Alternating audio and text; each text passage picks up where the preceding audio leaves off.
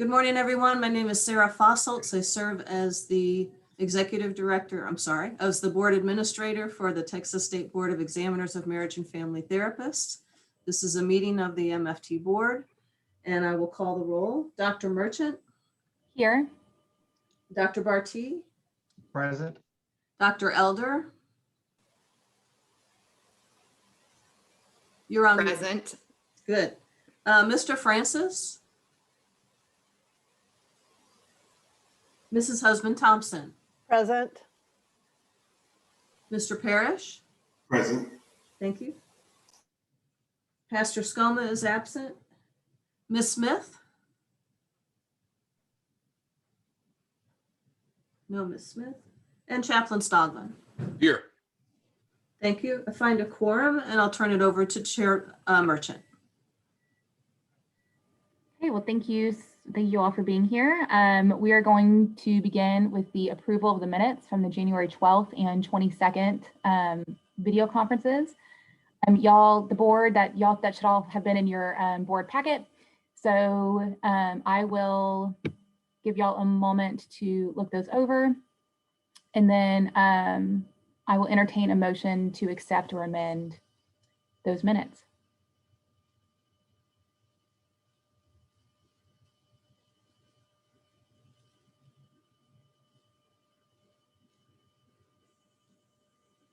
Madam Chair, I move that we approve and accept these minutes. Second. Okay, any further discussion? Okay, then vote by raising your hand if you would like to approve the minutes. Okay, that is unanimous. Okay, next item is, let me go back to my agenda. Next item is the board review and possible action regarding an application for licensure that was denied.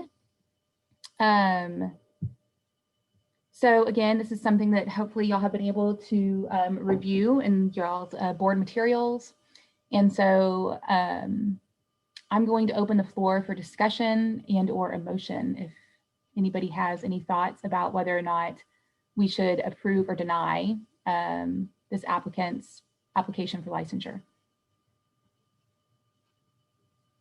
Chair Merchant, can I just interject for one quick second? Yes, please, of course. I think the applicant is here and we were going to allow him about 5 minutes to address. Is that correct, Ryan? Yes, I'm checking the attendees to see if he's here. And you can ask him some questions as well. Excellent. I don't see him on the attendees list. Do we then maybe want to table this and see if he appears later, or do we want to proceed without him being present? Have we checked to see if he's one of the phone callers? No, sir. Sarah, you're on mute. Sorry about that. I was coughing and muted myself. Good morning, caller. Is this Mr. Natter?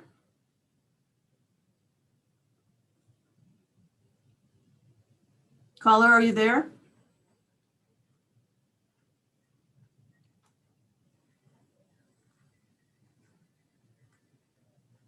I think it shows them muted.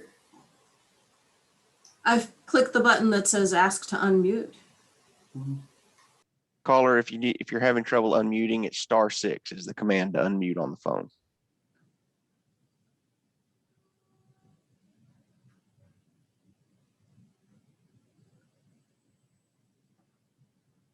I'll move on to the next caller. Good morning, caller. Are you Mr. Natter?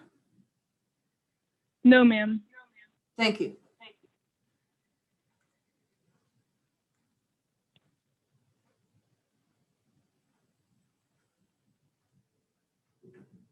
Okay, and then I have someone who's identified as 12812.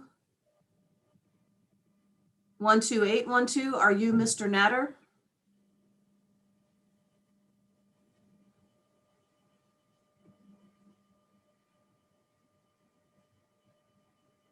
And I have one person who's identified as A. Person A, are you Mr. Natter? Yes, ma'am. So I am Mr. Nader, Theophilus A. Nader. so you signed this in as 12812? Yes. Thank you. Mr. Natter, would you like to say a few words to the board about your application for licensure? Yes, ma'am. I would like to address the body. Please consider my application because first of all, I did not realize that the state did not recognize the institution that awarded me my degree. I thought since other states recognized it, and then that's why I was using it. At this point, I'm no longer using it, and that's why I'm pleading with the board to please consider and reinstating my license because it has been very difficult. And then secondly, I'm not using the doctorate or the PhD anymore. And I'm very willing to take the ethics exam for you guys to consider my application. I'm pleading to just give me another chance. Because if you could look at my record, since I was licensed in 1993, I've never had any complaint or any disciplinary action against me or my practice. So I'm only pleading that if you could please give me a chance, to continue doing my work. Honestly asking for an opportunity to continue doing my work as LMFT. So, Mr. Natter, what have you been doing since your license was revoked? Like, what have you been doing these last couple of years? Frankly, I've been trying to do some work as LCDC, which has been very, very hard for me to get any job at all. But since I've been working as sex offender and also LMFT, and since my license was revoked, it has been very, very difficult for me to do anything. So if your license was reinstated or if your license application was approved, what would you then do with your license? I will do whatever it takes for me to get my license and go back to working with sex offender and family and therapists. Okay. Like, would you go into private practice or would you go look for a job in an agency? I was doing private practice and also I had a contract with the state dealing with sex offenders. Would you try to get your sex offender's license reinstated as well? Yes, ma'am. Okay. Are there other questions? Do other board members have questions? I'm willing to ask any question.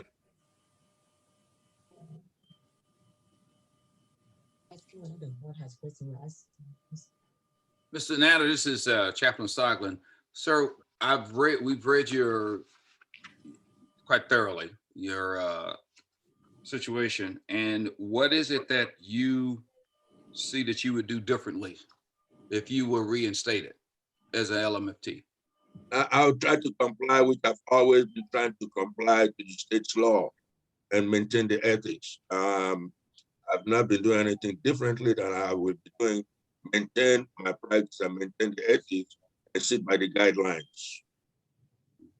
And sir, secondly, every discipline has what they call accredited sites. Every school, every college, if it's regional, if it's accredited, if it's non-accredited, if it's just an institution that says here's a doctorate. What did you learn from that experience? Well, what I've learned from that experience, I will not have to use that doctorate to make sure that the state recognizes it and recognize the institution. So I'll only continue to use my master's, which I have. And I'm not going to even attempt to use the doctorate or the PhD.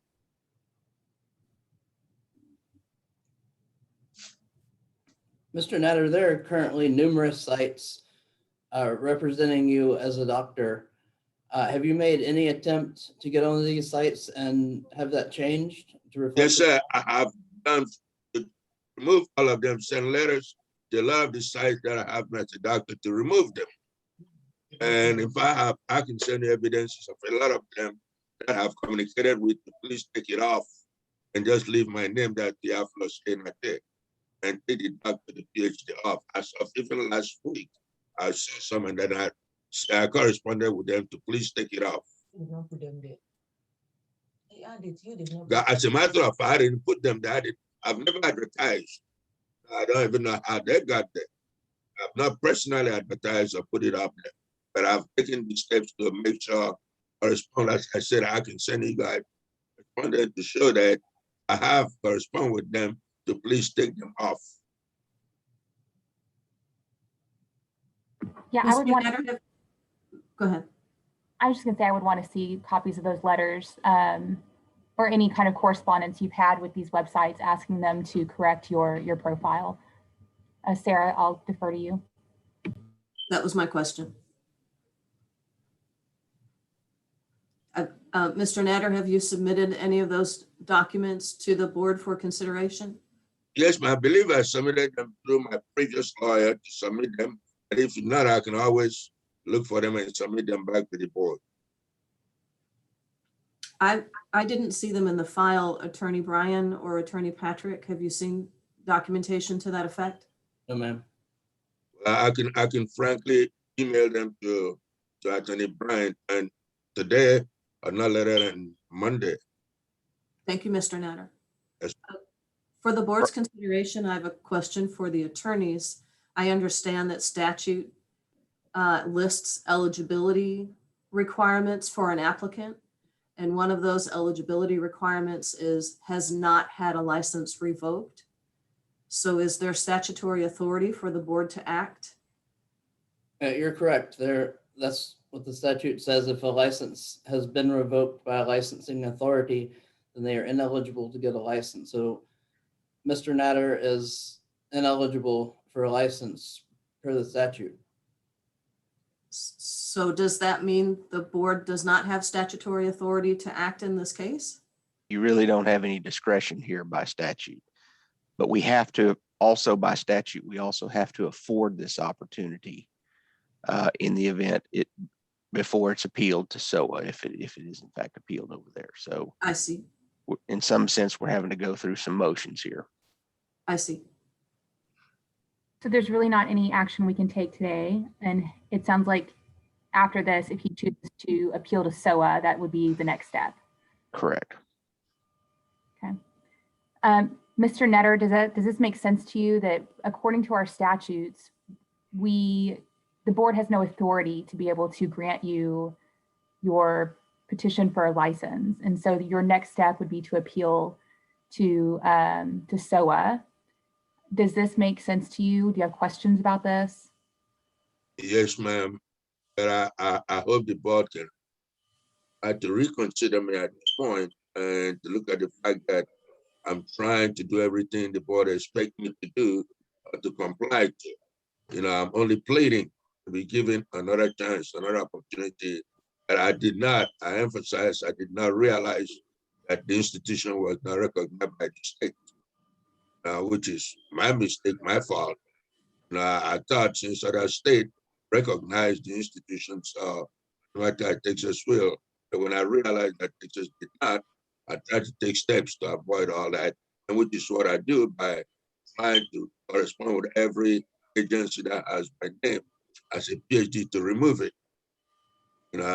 Again, I'm more than glad to forward those correspondence to Mr. Bryan's office to see that I've been taking steps for the past 2 years to get all that removed. Brian, the websites where Mr. Natter's PhD or doctoral degree are they things like healthgrades.com? Yes. Okay, they use some kind of data mining then that oftentimes is not originated with the individual, or if it is originated with the individual, but then it spreads out of control. Mm-hmm. It'll be almost, once it's out in the ethos, it's almost impossible to draw it back in. Okay. Mr. Natter, I want to make sure, I want to be very crystal clear here in what we're saying. I need you to understand that there is a statute that has been passed by the Texas legislature that says we cannot issue a license to somebody who has had their prior license revoked.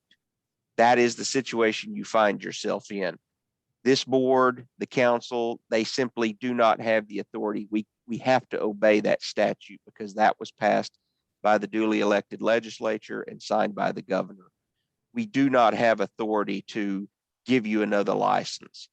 And I want to be very clear, although you have the right to appeal over to SOA, and I think probably if you want to explore that avenue, you need to go visit with a lawyer. But I want to be very clear that the SOA judge doesn't have the right to change that statute. They are also bound by that statute. So I don't want to give you any kind of false hope by saying you can appeal to SOA when we have a statute that says you cannot get a license from this board since you've been revoked. I want to make sure I'm not setting up any kind of false hope or expectation here. Do you understand what I'm saying? Yes, sir. Okay.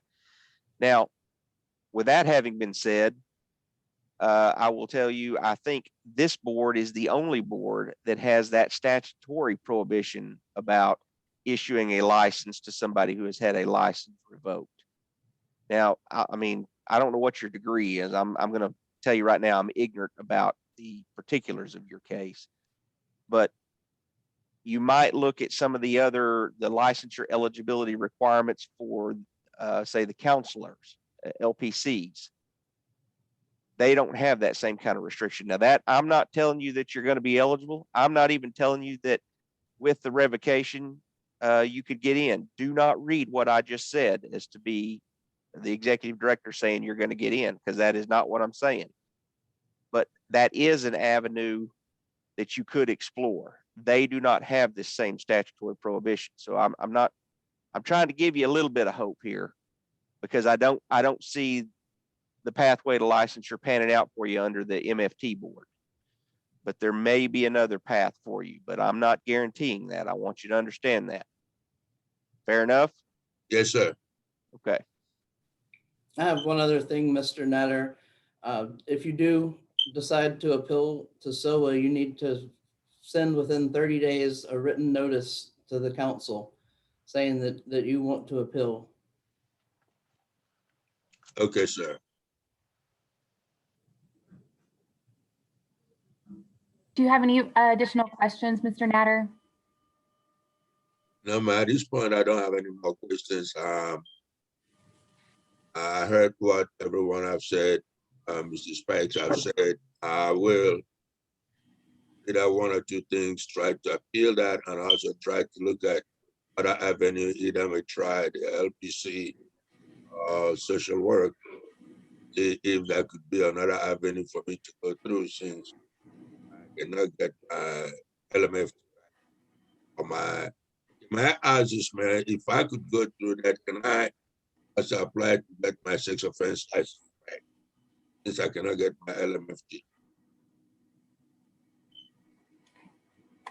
You kind of cut out there at the end, so I didn't quite hear everything that you said. But if you don't have any additional questions, then I think that we will move on to the next agenda item. And I thank you, Mr. Natter, for being here and being present today. Chair, can we get a Yes. vote though on it? Oh, I'm so sorry. So do we need someone to make a motion? Okay. Is somebody willing to make a motion? I mean, do we just make a motion? Go Madam ahead. Chair, I move that we continue based on what we have said this morning and given our legal advice, that we uphold the previous decision. Okay. Do I have a second?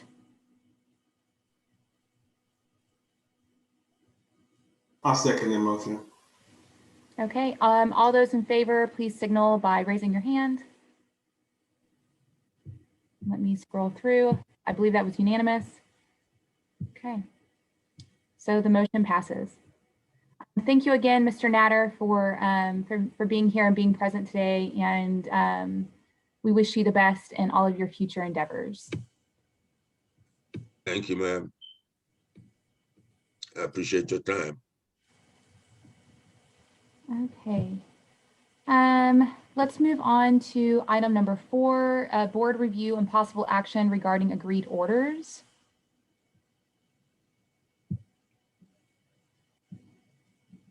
Sarah, do we have one agreed order, don't we?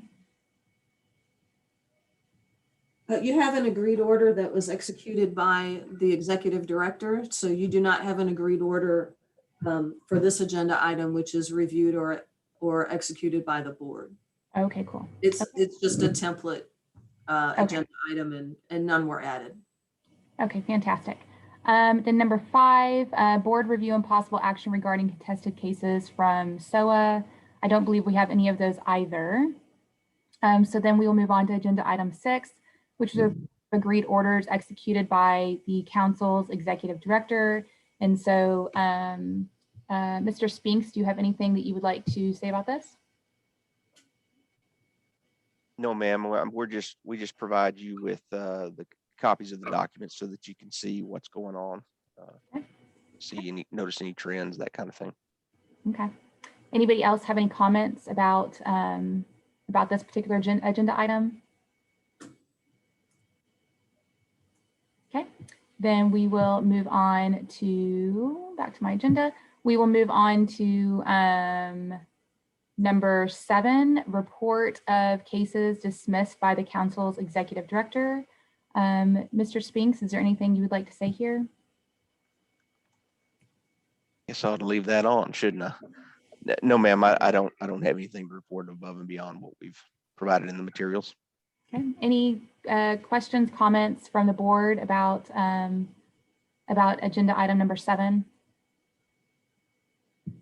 I'm sure just quickly that I think we've talked about this when we were prior BHEC and now with BHEC, that we're seeing the trends. I know we've asked Sarah, and Sarah has in the past provided that, and then by the combining and collaboration of the BHEC as a whole, I want to commend the staff for doing it. I think this report gives us a really good depiction of what we're looking at as a state.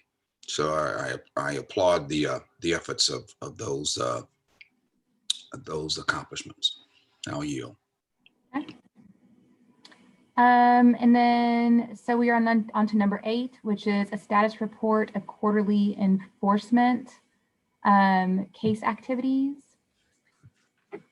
And is there any comment from board members regarding these things? I have a question as a new board member. I guess I need a little help kind of understanding these numbers a little better. And so on the last page, there was average time for application processing. And when you look down at the MFT portion of that report, it looks like Mft Associate upgrade, that number is, for me, larger than what I would anticipate it being, given that we know that, you know, every time we have a meeting, we hear the executive director report saying we are up to date up to this point. And it seems that processing is happening so much faster and more expediently for licensees and applicants. So I'm wondering if that number is larger because it includes applications that would require a deficiency notice, and therefore those numbers are larger, because the large number doesn't seem to me to reflect what I've heard reported about how efficiently things are being handled now. Dr. Elder, you're looking at the applications report. Madam Chair, we on the complaint status report? Is that what we were? I mean, I can go ahead and answer Dr. Elder's question. I just want to make sure I'm in the right spot. Sorry, I thought we were on agenda item 8. Sorry. Yeah, I think it all is under that same. I think it is. Same thing. Dr. Elder, the way that works is, take, for example, the exam eligibility. The way y'all used to calculate it at HHSC is you didn't calculate it from the date that you received the application. Y'all calculated your time for processing from the date that it was what you call correct and complete. In other words, by the time everybody got everything in, then how long does it take you to process that material? At BHEC, we're calculating it from the date that application hits our door to the date it leaves, or whatever, you know, whatever our final action is, whether it's exam approval or issuance of the license. Now, that's why it's 100 and something days. That's why it looks like a long time. Now, it's not taking staff that long to do it. Desiree, who is our L&P specialist who's handling MFTs, when stuff hits her door, it's taken her 7 to 10 business days, probably on their upper end, to actually process it. The reason that's 60 or 180 days, whatever it is, Mhm. because a lot of those she's having to send out deficiency notices on, and it's taking the applicants that long to respond back to it.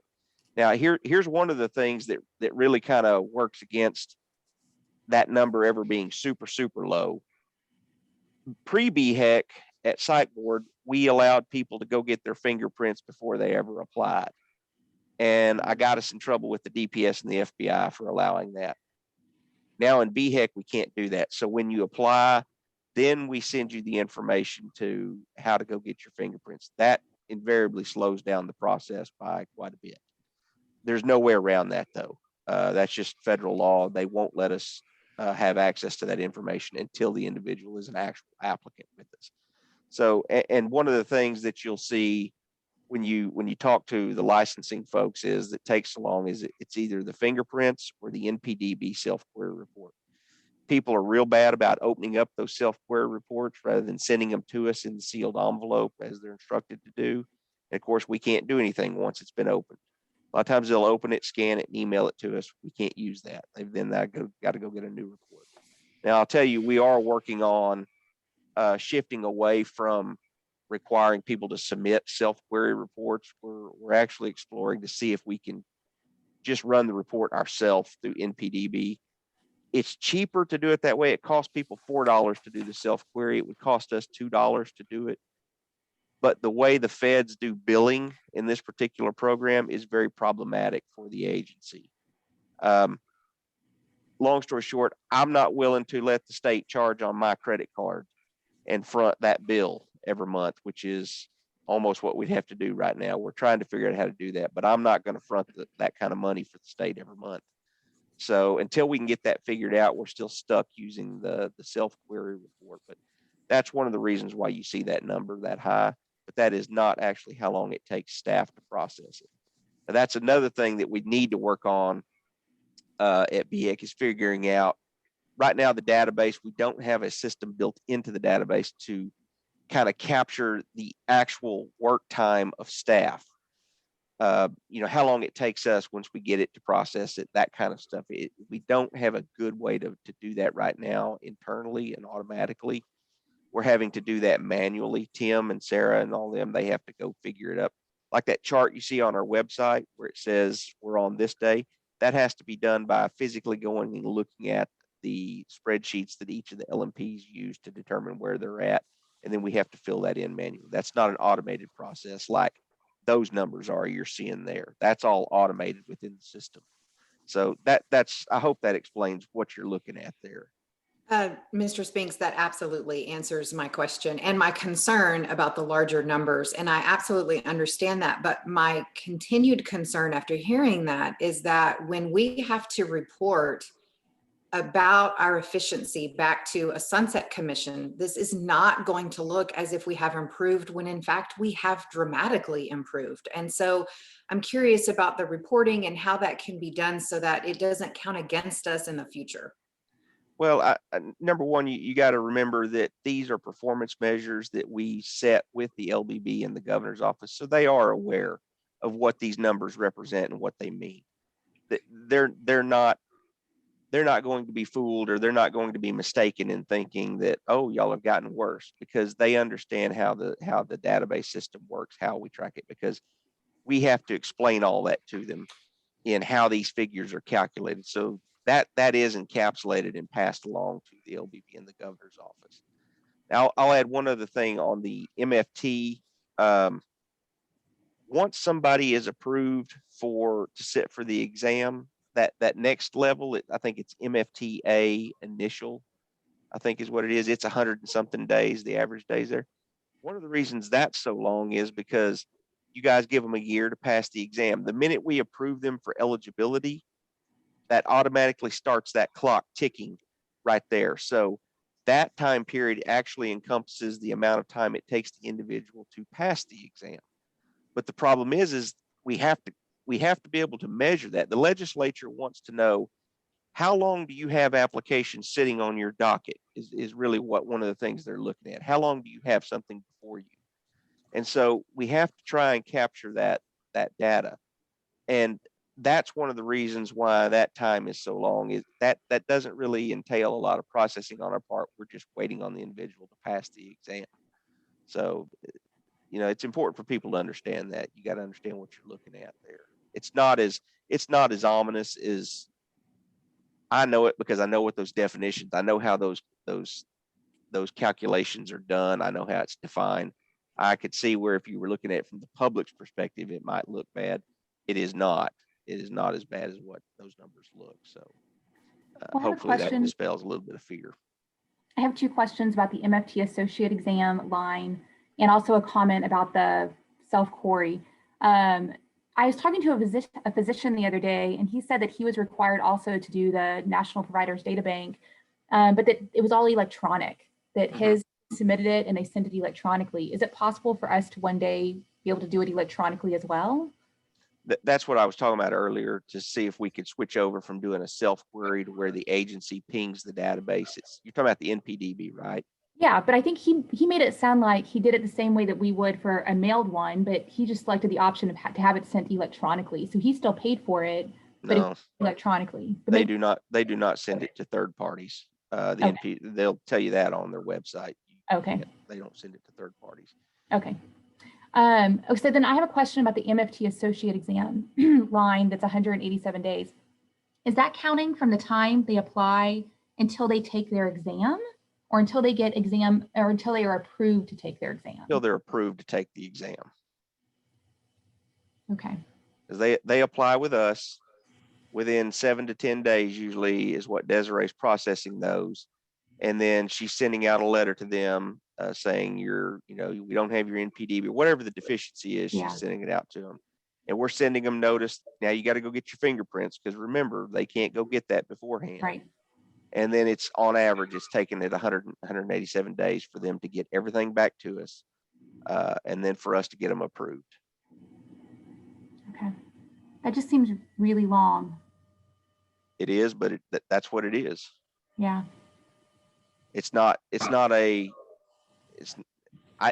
Candidly, I don't know that it was, I suspect it was probably similar to what you were operating under at HHSC, but y'all weren't, what y'all were seeing was from the date it was correct and complete forward. The exam was probably still sitting there the same amount of time. It's just now we're showing you, this is when it came in, this is how long it's taken from the date we receive it to the date we approve them or deny them, I guess, for the exam. Okay.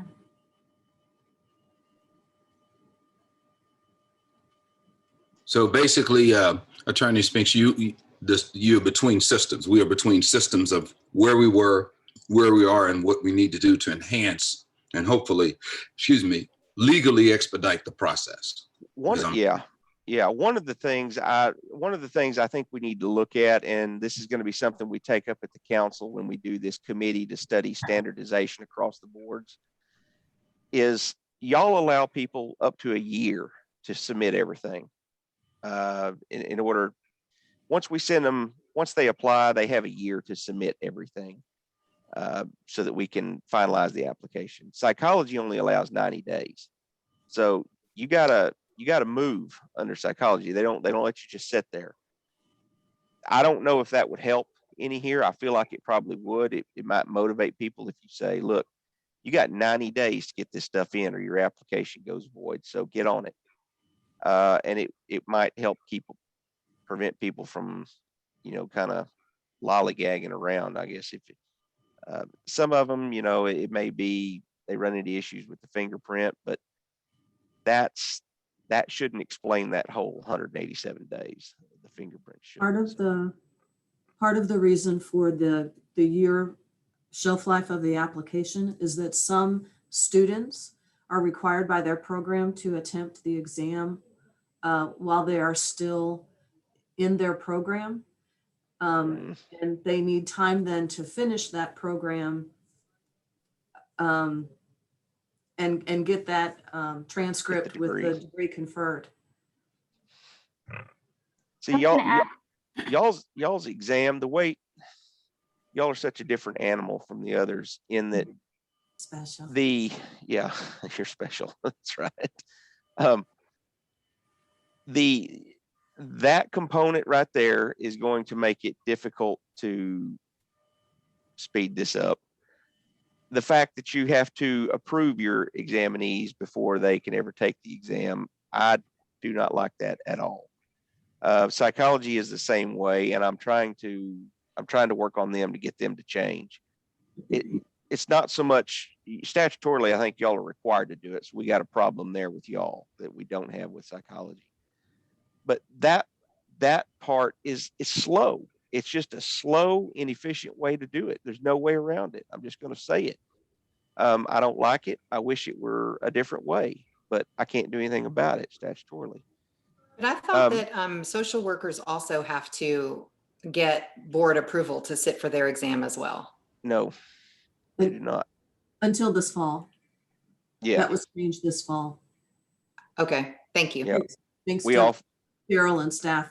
We offloaded that to ASWB because we were just drowning in that. It was killing us. So Daryl, if we wanted to make changes on that, is it in our, I don't have my rules right in front of me, but is it in our statute or is it in our rules? It's in your statute. If Sarah, correct me if I'm wrong, but statutorily, y'all are required to approve somebody to sit for this exam, right? It was AMFTRB's requirement. Well, I think it is theirs. I think it's a requirement that they have, and then, but I think statutorily, y'all have something in your rules as well. I mean, in your statute as well. Patrick, can you look that up for me real quick? It doesn't come to mind. I'm searching for it. Yeah, I don't remember it being in our statutes. I thought it was an AMFTRB requirement that it has to go through the state.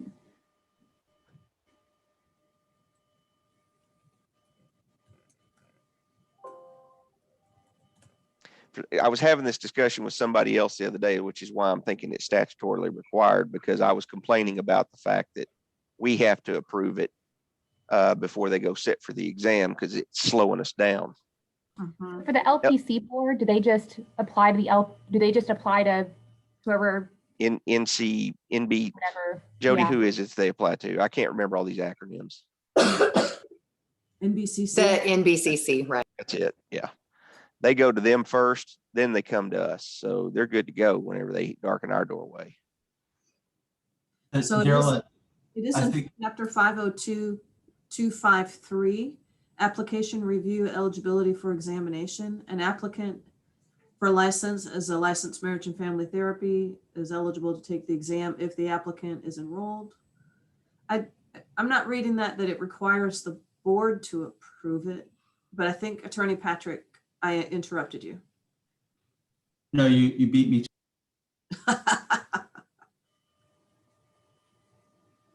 So we're not statutorily required to do it. It's just the AMFTRB requirement. I'd have to look at it a little closer because I think 254 also plays into 253 as well. Yeah.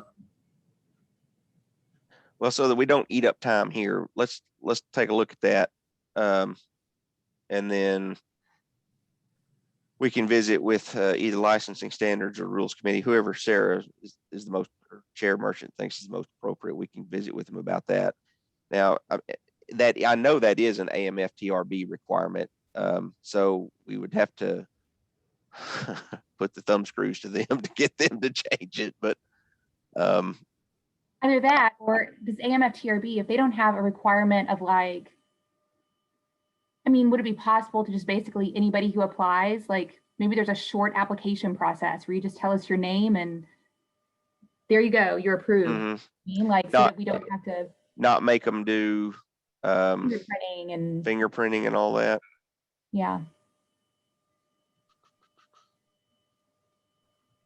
Yeah, I don't guess there's a reason why we couldn't do that. Well, my concern would be that if I was a applicant applying to take the exam and then the board said, yeah, go take the exam and it was quick, that's great. But then I assume in some ways that means the board deems me appropriate as an applicant and I'm not wasting my time and money going to take this exam. So if I went and got approval from the board saying you can sit for the exam and then later the board came back and said, nope, you're not appropriate, I would be like, why did you give me approval to sit for the exam then? So for me, that's a little backwards. I know I we agree. struggled with that with the social work board whenever we had some factors that were really pushing us on social work to do it. The volume issue there, but that y'all don't have. But that is something I remember that was discussed by the council and the social work board is, so we're going to let somebody could go set for this thing and then ultimately get denied because of criminal history or whatever. That is a possibility. I think one of the balancing we did is, well, we said, if you've got concerns over your criminal history, you can always apply for a criminal history evaluation ahead of time so that you don't waste your time and money on that. So there is that option that people have. Well, I mean, I think we would need to, if we did go that route where there's a quick approval process, I think we would need to clearly delineate on all forms associated with that this in no way obligates the board. And this does not mean you're approved for licensure in any way. I mean, we would just need to clearly spell that out. It's kind of like buyer beware. And I was just going to add real quick, Daryl, it does say in 254B1 that an applicant for a license as an LMFT associate must file an application on the form prescribed by the Executive Council not later than the 90th day before the date of the examination. Yeah. So Okay. it looks like you have to file it. They do have to apply with us. So we would be, okay. Yeah, so excuse me. So what I would suggest we do, Madam Chair, and particularly the attorneys and Sarah, is perhaps have an offline discussion, and we probably going to have a committee, a rules committee, Madam Chair, to look at it. And this is something else the BHEC as a whole need to look at and see. I don't know if we're going to be able to resolve it this month, next month, 3 months from now, but at least we're marching toward some type of unification process to get this accomplished. And in terms of sunrise law that a new board member brought up, I think that's a legitimate situation. And Attorney Spinks, I heard what you said about they are aware, but they want to know process and wait times and all of that.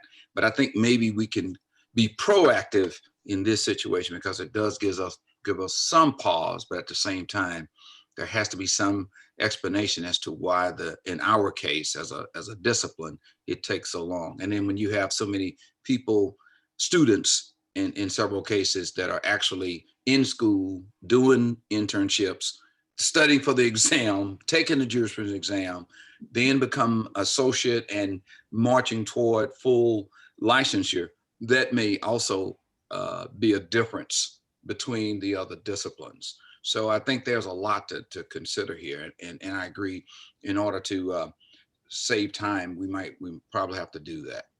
That would be my recommendation, Madam Chair and Sarah, at this point. Well, Chaplain Stoglin, I agree with you that I think that the longer number reflects the students taking the exam like we've discussed, but I just want to go on record publicly to say I absolutely support the fact that we allow students to take that exam in the last semester, because if our job is to protect the Texas public, I think it is in the interest of the Texas public to get competent marriage and family therapists practicing as expediently as possible. And that includes taking the exam in their last semester so that they can have that passed exam score and begin providing services as quickly after they graduate as possible. I agree. Dr. Alder, does that mean that those students in that last semester are actually making application to the licensing board? Because doesn't the process mean you have to make an application and then you can sit for the exam?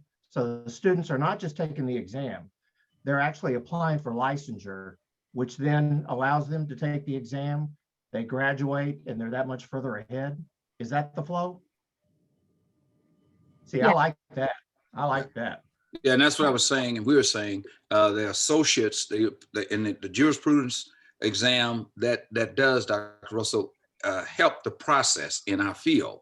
The other is in the great state of Texas, Dr. Elder, we in Tarrant County, for example, the district attorney is reorganizing the mental health unit. And so what we are doing and discussing this morning, attorneys, particularly, is they realize that mental health, due to the pandemic and another number of factors, have really created these mental dark clouds for people. Domestic crimes are up. I mean, people's temperaments have become deplorable, et cetera, et cetera. We all know those things. But I think it just plays into the fact that we've got to take this seriously, as we have been, and given the number of days and the process and the students and the associates, licensure and the jurisprudence exam, I think it's worth the review. I don't know what we can do at the end of the day, but at least we're looking and processing internally that will have some type of externality to the public of the great state of Texas, of which these citizens so deserve. So I'll yield with that, Madam Chair. Okay. I do think that we ought to table this conversation. I think it's a good one, and I'm glad we're having it, because one of the things that keeps coming up in my conversations with people is just so much confusion about how to even apply to take the licensure exam. And so I'm really glad that we're having this conversation, but I do think I want to table it and have it brought up by the Licensing Standards Committee. And we are actually going to hopefully be meeting in a couple of weeks. And so I think that we will add this to our agenda of maybe exploring if there is an easier way for students to be able to, a more timely way for students to be able to take the licensure exam. So anyways, good conversation. Thank you all very much. Are there any other final comments before we move on to item number 9?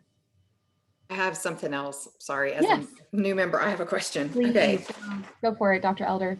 Okay, so that's the same report. Earlier in the report, it says average time for complaint resolution. And of course, those numbers are higher than any of us would like them to be. But I am again curious about how we can more accurately reflect the work being done by our staff, so that perhaps those numbers could be broken down by complaint resolution for priority 1 versus priority 2 versus priority 3, so that we can see that the most egregious complaints and violations are being adjudicated quickly and swiftly to protect the Texas public, or to break them down by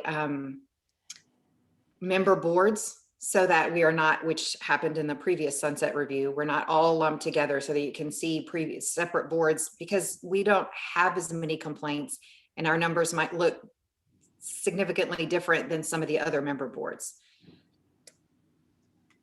Are you looking at this one? Correct, at the bottom, the average time for complaint resolution, those are really large numbers, but again, I don't think they reflect what's actually happening. I hope they don't.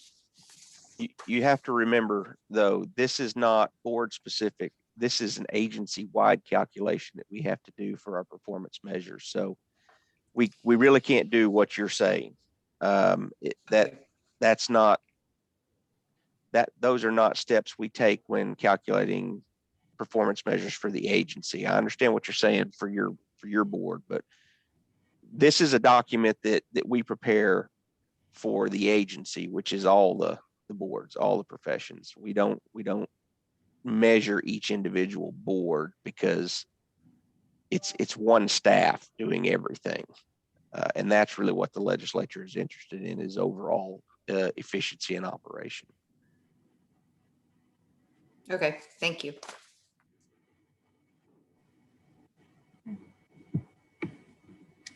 I would like to, before you leave this agenda item, I would like to make a correction on the status report that I provided. I made an error in cases reviewed this quarter. There should be cases reviewed at informal settlement conference this quarter. There should be 2 cases that were reviewed by informal settlement conference in January. So there should be 2 in that second quarter. I'll correct that data for the next, so you'll have it for the next meeting. Oh, so another quick question on that particular report. If you're looking up at the top line, we went from 107, 106, 105 to 83.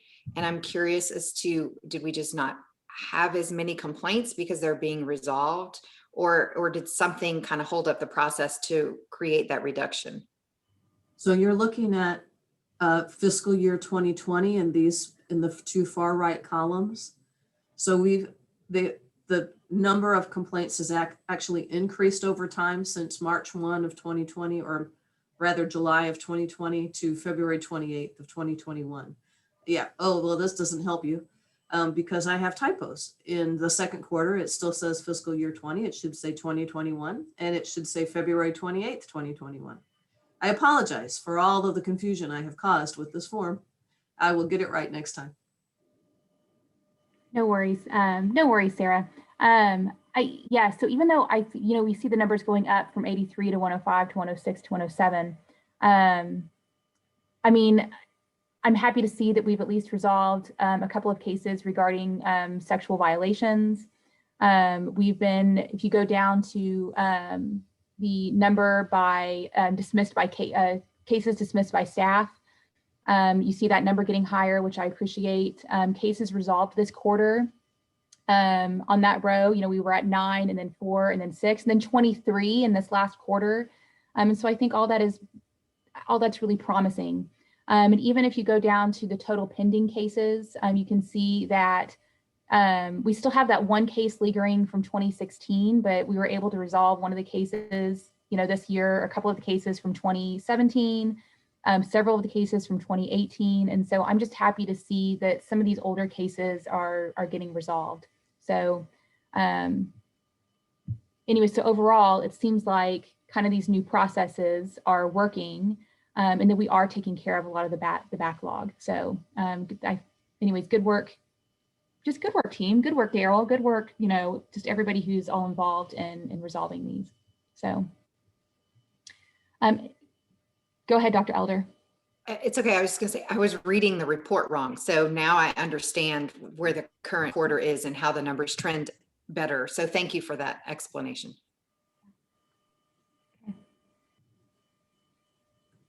Okay. Chair Merchant, just to give y'all some, I'll give you a sneak peek. Patrick, what did you tell me? Okay, when we first, let me back up. When we first started BHEC, we had 1,300 and something complaints. I think come over from HHSC. Patrick, what did you say, Alfonso? What were we at the other day? Just a smidgen over 1,000?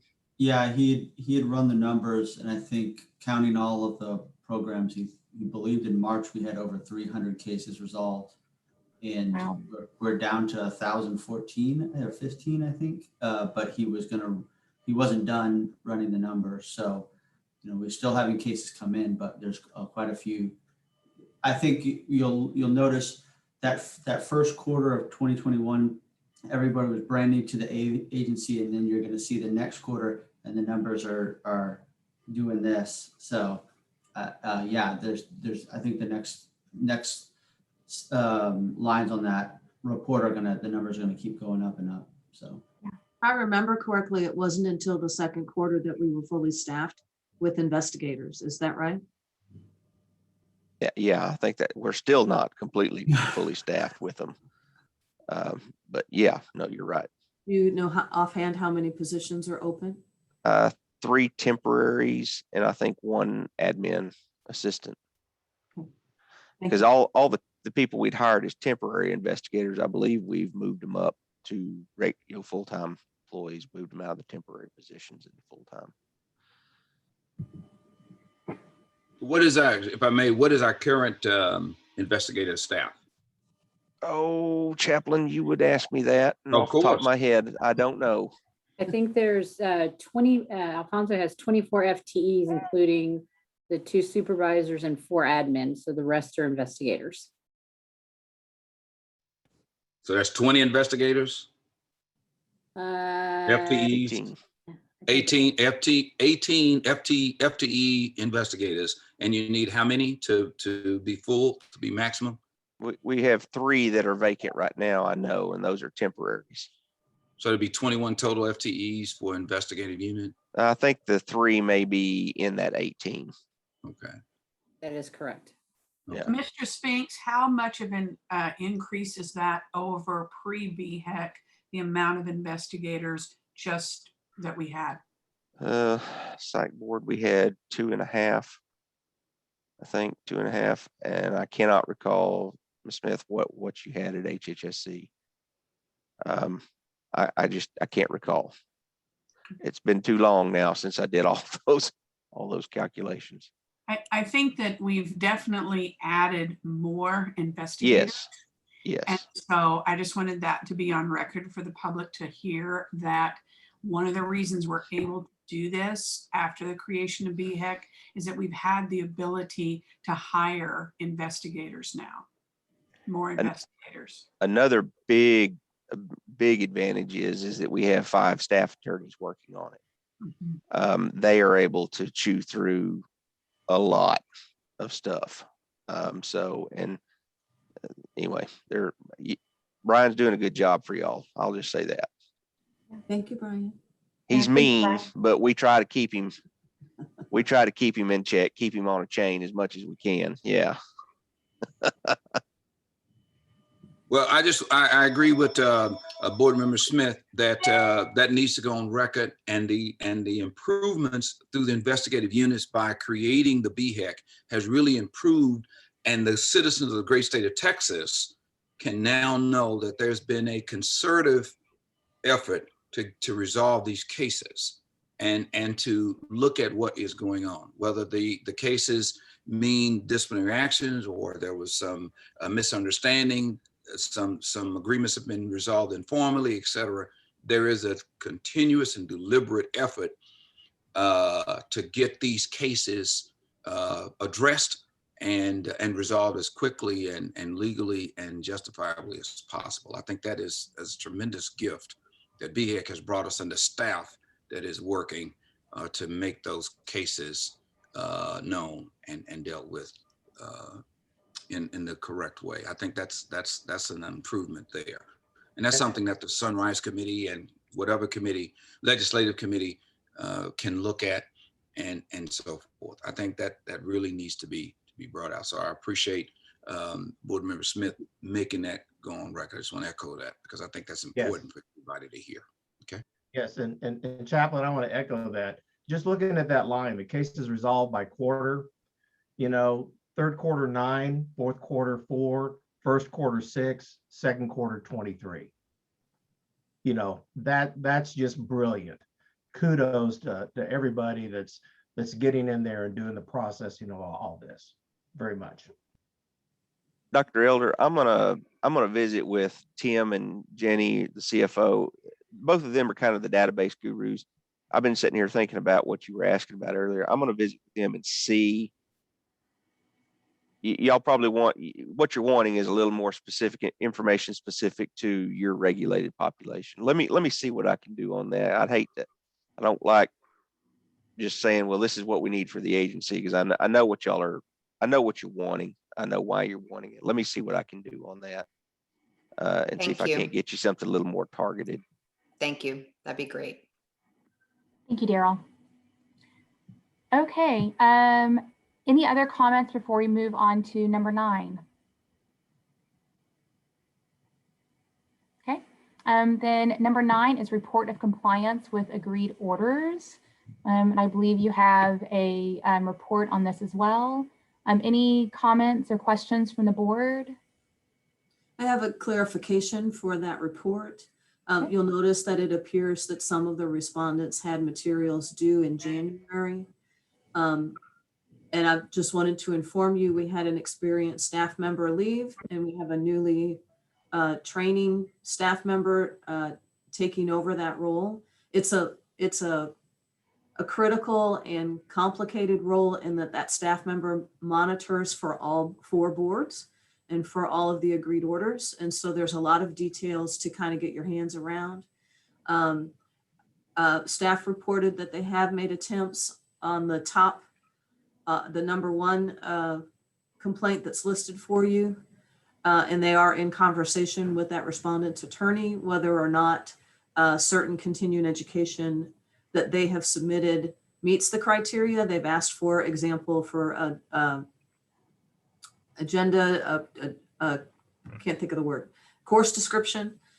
And so they're working on that. And as for the one that was due on April 16th, of course, we need to give time for our own staff to process the mail and process emails. So I can't report that to you today. It takes some time for us, even if they've submitted it beforehand, for us to know that we have it and get it to the right hands. So we'll be working on updating that report. Thank you, Sarah. Ms. Fasholtz, I just want to add that it's quite the job to track all of this compliance, and especially across all the boards. And I know that their staff is new and overwhelmed. So thank you for everything you're doing and your supportive staff to make sure that happens.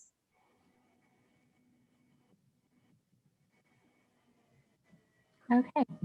Any other comments or questions before we move on to item 10? Okay, then we will move on to the report from committee chairs.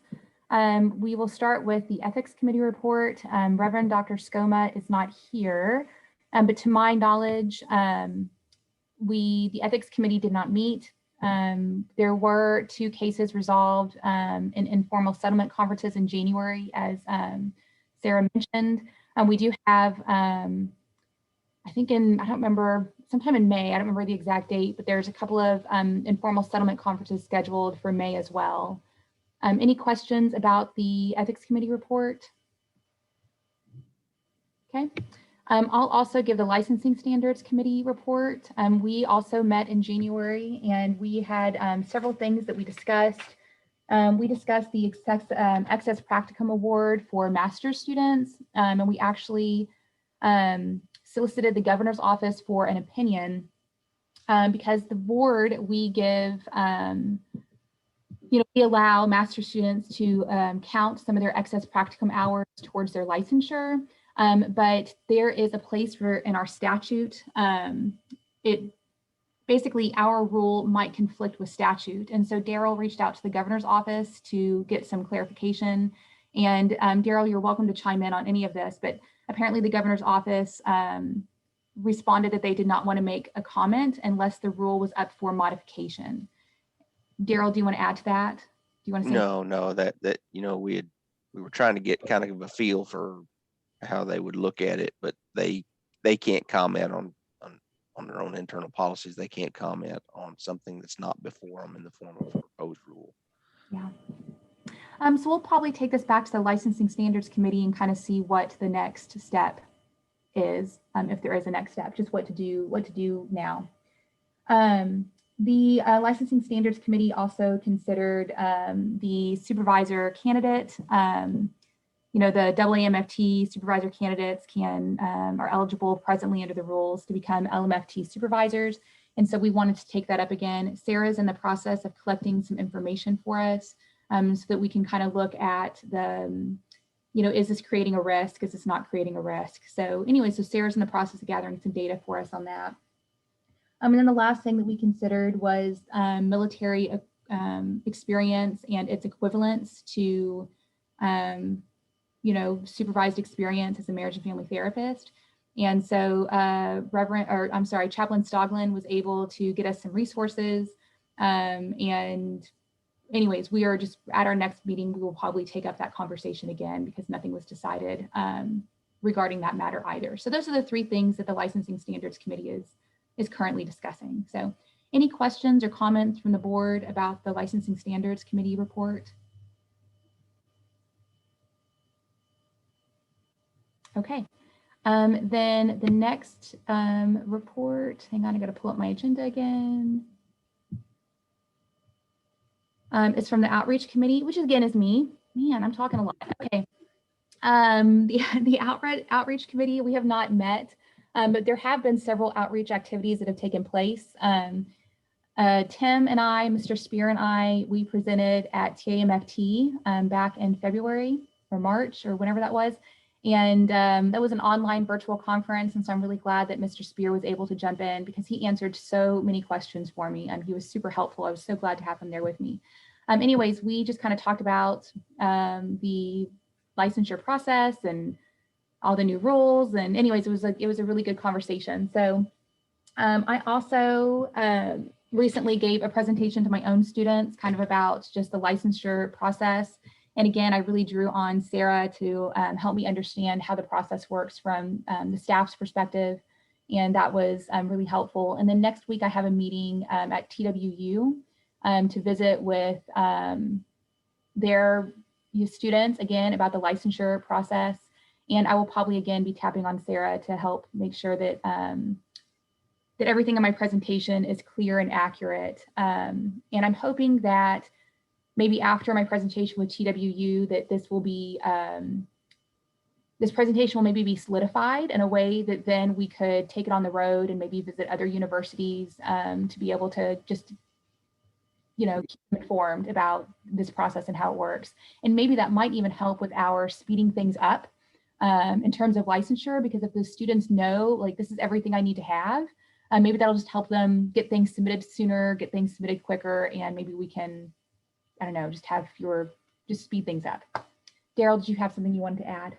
I mean, thanks for doing that, I guess is one thing I would say. And Oh, okay. I mean, if you need us to record it, you know, set up a Zoom webinar statewide or whatever, Okay. Sarah and I can make that happen. So, I mean, whatever.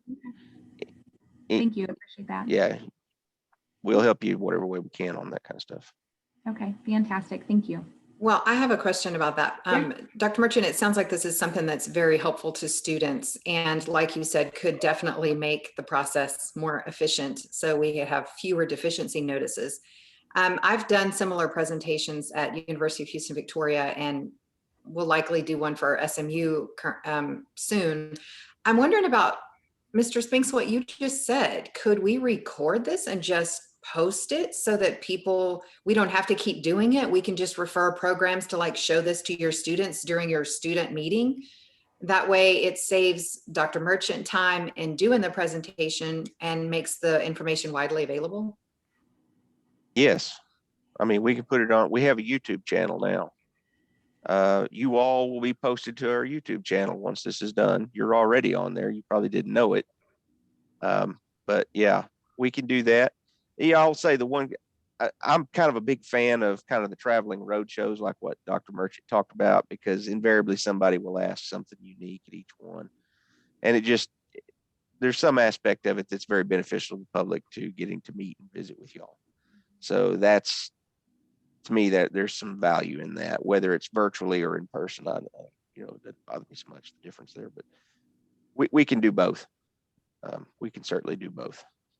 And I think I concur, because technology has its place. But like this morning, I experienced Zoom and I heard some of what you were saying, and then it, because of the internet connection, whatever is going on, but I'm back. And so I didn't miss that much, but things happen. And if you're there in person to help explain what the technology, whether it acts up or acts correctly, you're there as the subject matter expert, as it were, to answer people's question. And I think when you socially interact with people, it comforts them to the point that they understand that there's a process and they are human beings at the end of the line here who are responsible and are coordinating efforts as best they can. So I think both the technology and the in-person that Dr. Merchant is doing, and perhaps others as she asks us to join her in our locales, that will help. The other is, it also tells the citizens of the great state of Texas that everything is not done in Austin in some silo, but we're out there, out of the silos on the field, trying to explain and explore what has happened and what is going to happen or what could happen. So I'll yield with that, Madam Chair. So I think if we continue to do that, what you're talking about, and what Attorney Spinks, what Dr. Elder is talking about, I think we can really help concretize our initiatives and efforts. Yeah, I agree with that. And, you know, if anybody's going to be has an expertise in understanding the power of direct contact, it's us. And so I think I would agree that maybe our primary would be, let's do the road show and let's have the video as a backup. Because I think the more that we can get out there to the universities, put a face, talk to people, let that connection be very personalized. I mean, we're getting Zoom dysfunctions with everything, which is good, it's fine, but that personal contact, and people, that's our expertise. I mean, we're relationship people. So I think going on the road should be our primary, and I'm a big fan for that. We keep zooming and we may have to have another field called LMFT with a specialization in zooming counseling. Okay. Any other questions about the report from the outreach committee? Okay, then let's see here. Next is the committee report from the professional development committee. I'd like to apologize to the board. At the time that I submitted this agenda, I hadn't yet found the confirmation of Dr. Elder's Senate confirmation. So technically Dr. Bateman was still on the board, but the chair for the professional development committee is Mrs. Husband Thompson. To my knowledge, the professional development committee has not met or had any activities, but I would just wanted to make that correction for you on the agenda was correct at the time that it was submitted, but now is no longer correct. Ms. Husband Thomas, do you have anything you want to throw out there? No, thanks. We haven't met yet, so I have nothing to report. Okay. Thank you. Okay, then let's see here. Next is the Rules Committee from Mr. Francis. Is Mr. Francis with us today? I have not seen him in the list. I did not receive any communication from him that he would not be attending. But to my knowledge, the Rules Committee also has not met. Is that correct? That's correct to my knowledge as well. Okay. Okay, any other questions or comments about item number 10? Okay, then let's move on to item number 11, which is discussion and possible action regarding the jurisprudence exam. So y'all have a report on that as well. We'll start with A, discussion and possible action concerning the summary. Any questions, comments about the summary? I had a few questions. The first report for September 1 to November 30th, several of the comments included suggestions for correction of from 750 relational hours to 500. And I'm curious if that has already been taken care of, or what's the process to get that change in motion? That was already taken care of sometime in like November 4th, if I remember correctly. The jurisprudence exam was updated for the rules that became effective on October 5th. And that was one of the rule changes. So that report includes people who took the exam after the rule was changed, but before we could get the exam reported. But that has been corrected. Okay, thank you. And then I also had a question or a comment. I noted that in the comments for this particular quarter, several people said the demographics didn't actually reflect who I am because I'm a student, or, you know, I'm not licensed in your state. And I thought it was fabulous that that change was already reflected on the next report. So nice job on that one. Thank you.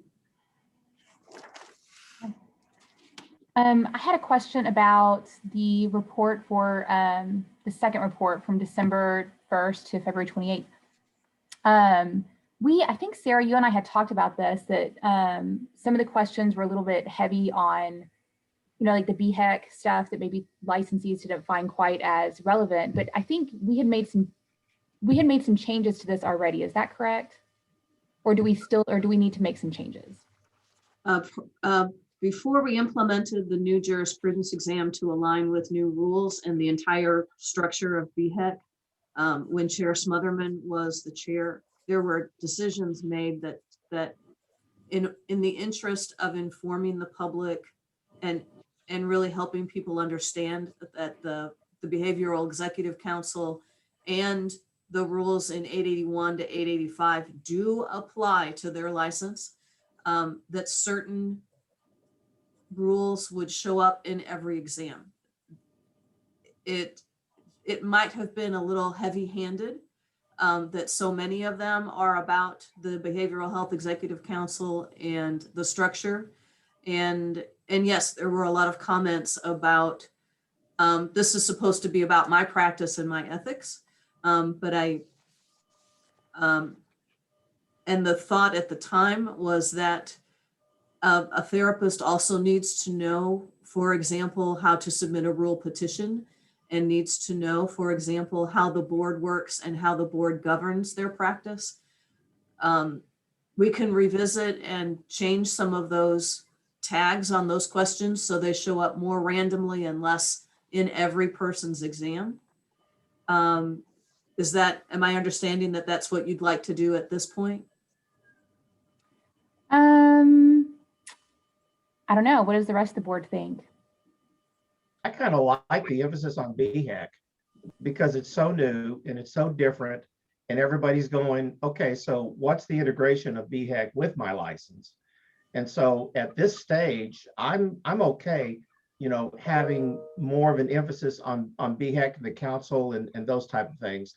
Maybe a year from now, or 2 years from now, or something like that, as people get more and more used to this, that maybe it can shift a little bit. But right now, I'm kind of fine with it. I'm in agreement to that as well, Dr. Barty. I also think that part of our presentations when we do outreach is to work with students to let them know their counseling practice is not just about going to school, doing a practicum, and then getting out there in business. Part of their ethics of a professional member is to understand how the rules and how the board that governs them work. And to take the emphasis off of that, I think actually does them a disservice, because then if there is something brought against them, that they appear to be super surprised on how things work. So I'm for leaving things, because it's about the structure of our profession in place currently, and making sure that when we do outreach, that there's a portion of all those presentations that stresses, how do you find out about your license? And it is your responsibility as a professional member to stay up to date with any changes. Not our responsibility to, knock on your door and make sure did you get that notice? It's your responsibility as a professional licensed member of this profession to understand and to follow any rule changes, statute changes, anything that has to do with your license. I would agree. Oh, sorry. Well, I was just going to say, and I think it, the handbook, the PDF handbook that's downloadable, really emphasizes that. Part 1 is BHEC, part 2 is MFT, and having that all together, I think sends a very strong message that your license, you need to know BHEC and what is going on there, as well as what's going on with the licensing board together and consolidate. I thought that was a brilliant move. I really like that. I would agree with everything that Dr. Barty and Mrs. Smith just said. I think that applicants understanding and licensees understanding the structure and that they are obligated to follow BHEC rules as well is very important. And I absolutely think we need to be including that in our outreach, just to educate them about that. My suggestion would be that it seems that in several of the comments, they said either half or over half of the questions related to BHEC. And so I absolutely believe BHEC needs to be a part of the JP exam. My suggestion would be that we make that like a third or a quarter of the questions related to BHEC rather than half. That would be my suggestion. I think, won't reiterate all that. I just think everybody is on time and on target, as it were. And so the other is it gets us out of our silos, and with everything going on now, it wouldn't be unusual for the state legislature to say, I want Dr. Elder to come and testify about something. It doesn't have to be bad, but give us your testimony on the necessity of BHEC. Give me your necessity, Dr. Russell Barty, on LMFT field. What are the trends? I mean, the governor's office could call us. I mean, the U.S. House or Senate when they have in their respective hearings could be asked. And if we just say, well, my practice, well, that's good, but what is the field? What are you contributing? What is this field contributing to the citizens of, in our case, the great state of Texas? So I think it just gets us in that business mindset as well as being practitioners in the field. So I'll yield with that.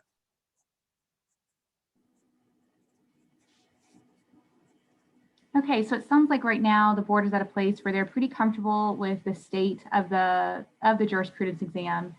For the most part, it sounds like maybe there's some desire to perhaps move just the ratio a little bit different so that it is more a third as opposed to half. This is actually something that usually falls under the professional development committee. So I guess I'm curious for those of you, Ms. Husband-Thompson, is this something that the professional development committee would want to take up between now and the next meeting, or is this something you'd want to take up? I guess when do you think that y'all would want to take up maybe examining the jurisprudence exam and its content? If I could add a little information, Yeah. to my recollection, the number of questions that are tagged to show up on every exam is less than a third, but given the random pool that's gathered for a particular exam, it may appear to a particular or to a subset of examinees that Jiminy Crickets, every question is about BHEC because of the randomness nature of the exam. I can double check my notes on what was actually tagged and the number of those that were tagged to show up every time versus the number of questions that are in a particular exam. And I can double check that for you and report back to Mrs. Husband-Thompson if that's what you would like for me to do. Or if there's other information that the Professional Development Committee would like to see on the exam, I can provide that as well. And you should know that the vendor has provided a password for board members to take the exam so they can experience it like an examinee. And I can provide that to you as well if you'd like to see that. Love that. To take it myself. Ms. Feinhold, I want to say thank you very much for letting us know that what the ratio actually is, that it is not 50-50, 50 BHEC, 50 TSB, MFT. So I appreciate you letting us know and letting it be on the record that the BHEC questions are less than a third of the total composite jurisprudence exam. Thank you for stating that. I think it actually depends on the exam. So the third that are required, are all of those BHEC or some of those MFT also? I believe that some of them are BHEC about the new structure, and then some of them were based on the complaint trends that the board had us put together last summer and fall, so that those questions would show up for every examinee to ensure that they, for example, are aware of Texas Health and Safety Code Chapter 611 and the requirements in providing records.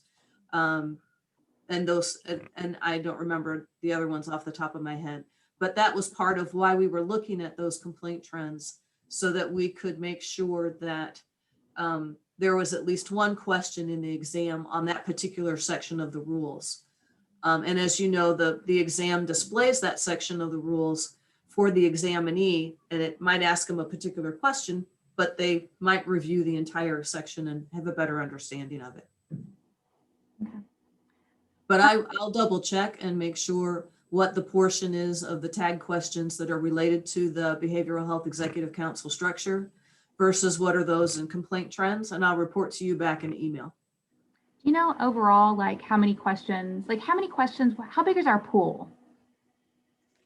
I'm sorry, I don't remember that off the top of my head. Okay, that's fine. I think we'll just let the Professional Development Committee decide if they want to take this up or not, and they can look at the questions, they can look at the entire pool of questions, and we will let the Professional Development Committee decide what to do, where to go. We'll kick it over to them. So I have something else based on the comments that were provided. So I went and looked on the particular, I know that there's the BHEC website, and then each member board has their own website. And the BHEC website has the link to the consolidated rule books, which were genius. I love that they're created and available for applicants and licensees. But when I went to the particular MFT board website, I did not see a link on the side menu that says rules or statutes. And so I'm wondering if I was completely oblivious about BHEC and I went to my board website and did not see a link, I'd be like, where do I find my rules? So I'm wondering if there's a possibility of adding on the each member board website, or at least MFTs, a link to the rules that would then take you out to the BHEC consolidated rulebook list, so that number one, your licensees and applicants are seeing, oh, BHEC, what's this? And it creates awareness. But number two, then from our member board website, they could find the rules.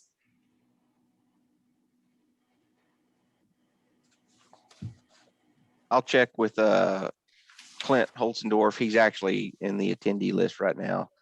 Clint, take a look, see if we can create a link on each member board's webpage. I just want the link to take them to BHEC's rules webpage. I don't want to have to duplicate everything on each member board's page, but see if we can do that. See if that's possible, and then just get with Sarah and I afterwards. Let us know what you find. Thank you. Okay. Any further discussion before we move on to item number 12? Okay, so I'm going to be a pain in the rear and have one more thing. So Please. There was one comment in particular that said they didn't understand if this MFT JP exam would also qualify them for the LPC or, social work. Does it count as that? I mean, so inherently it makes sense that you're taking the MFT exam over the MFT rules, so it doesn't qualify for the others. And you do have to take one for each license. But I'm wondering if we need to just add a statement at the beginning saying, please understand this is only for the MFT. And if you hold other mental health licenses, you have to take those JP exams as well, just for clarity at the very beginning.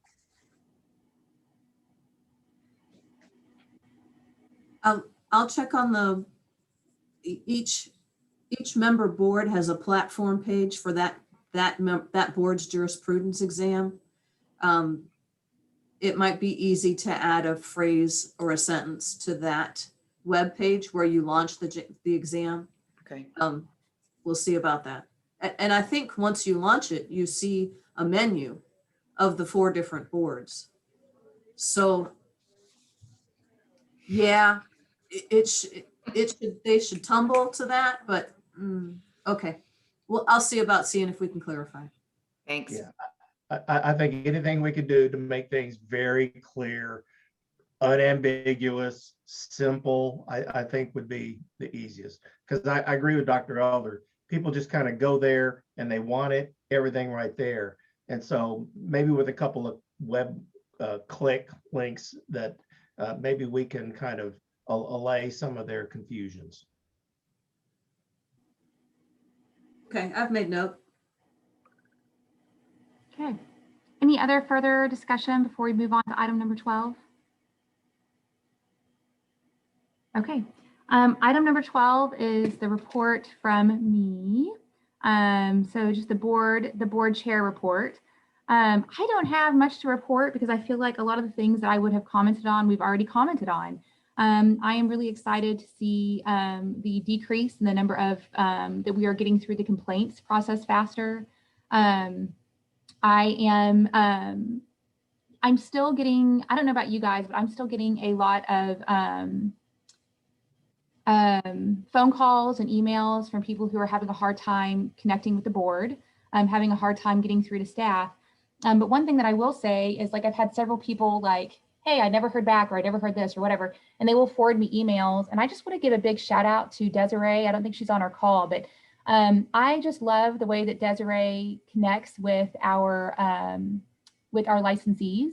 Just the way that she is very personable, and the way that she makes them feel heard and listened to, and just kind of her pleasant demeanor. And I get a lot of good feedback about, I don't know if you guys do, but I do. I get people saying about just how much they appreciate Desiree and her responsiveness. So If she is not on this call, Sarah, would you please pass on my my appreciation to her for just the work that she does. So, anyway, so again, I do feel like we are making progress on, I feel like BHEC, Daryl and his team, I feel like they and staff are making progress on the things that Sunset requested of us. And so just a big kudos and thank you just to them and their work. I appreciate Daryl also sending out the information about the walking quorum that recently, the suit that was filed against the board in Dallas. And I just think that's good stuff. And we just need to be keeping that in mind so that we don't inadvertently end up with a lawsuit of our own. So, and then I also want to just welcome Dr. Elder to the board. I am so excited to have you here, Jody. I've always been impressed with you, and I was so glad to get to know you when you were the TCA liaison. And I'm just thrilled that you're here. And even today, just watching the way that you are thinking critically and asking questions, I just so appreciate it. And so thank you, thank you, thank you. I am so glad that, that you are with us. Thanks. I'm really happy to be a part of the team. Okay, I think that might be, try to see if there's anything else. Yeah, no, that is it. I'm sorry. I feel like kind of somewhat inadequate. Jennifer always had these like kind of really long, amazing like board reports. And I really just don't, that's all I have to say. Things are going well. Things are going great. I appreciate all that y'all are doing. So Russ, did you want to have something you want to jump in with? Yeah, just one quick question. I know that, COVID has forced us to do a lot of things. Is there any kind of foreseeable picture or plan or moving toward these meetings, either continuing via Zoom or moving back to face-to-face? Because I tell you what, as much as I'm not a Zoom fan, stakeholder participation through this medium has been amazing. And so I'm just curious as to the thinking as to when we go back to a pre-COVID approach to doing these meetings and everything. We're actually having a conversation about that earlier, and I'm going to let probably Daryl can speak to this better than I can, but it's my understanding that it'll probably be at least a year, and that is probably more due to housing issues than it is to COVID, but I'll let Daryl speak to that. Yeah, with the destruction of the licensing division over in Tower 2, we are now, everybody is compressed into the suite over here in Tower 3. We had a board meeting room over here that we could have made ready if we wanted to resume some form of in-person, whether it be totally or hybrid. I don't think totally would be a good idea because I can't space y'all out enough, but that's not an option anymore. With everybody over here, we're having to put cubicles in there now because they are not going to refurbish or fix the offices over in Tower 2. It was going to be like a $2 or $3 million price tag to repair everything that was damaged over there. And so they called and asked us, hey, can y'all manage with what you got? And I said, well, if basically we worked a deal out where if they'll do the line drops, run the networking, put the cubicles up in what was the conference room, and we have enforcement work almost entirely remotely, then we can get everybody into this footprint that we're in right now. So that's not really going to be an option. Now, here's the wrinkle. Right now we're operating, what allows us to do this is the governor's got certain provisions of the Open Meetings Act suspended due to COVID. That's not going to last forever. Now, there are a lot of bills that are jockeying through the legislature right now that would give agencies greater flexibility on doing Zoom type meetings. And I'm going to tell y'all right now, I am a big proponent of Zoom meetings. I know a lot of you want to return to in-person. I prefer it this way, to be honest with you. It's a lot cheaper on the state to do this than it is to bring y'all to Austin. And our participation is through the roof compared to in-person meetings. Now, that's not to say we couldn't continue to do Zoom webinars with some sort of in-person component, but it gets a little trickier. You got to have the space to set you guys whenever you get here, for one. And then I have to have a little bit different technology set up because you have to be able to see you and hear you. And you have to be able to see and hear the public in order to do that. So I'm not sure where we're at. I'm hoping that I'm trying to wait and see which bill actually passes the legislature to see what kind of authority we're going to have for this. But for the foreseeable future, we're going to have to keep doing it this way because I have no place to house you. Now, if the governor does pull his authority, unfortunately, Chair Merchant or whoever the presiding member, if she's out, whoever she selects as the presiding member, you're going to have to come to Austin. We'll have to set you up in a room. Everybody else can appear remotely, but there is a workaround there. But right now, this is the best. This is really our only option right now. So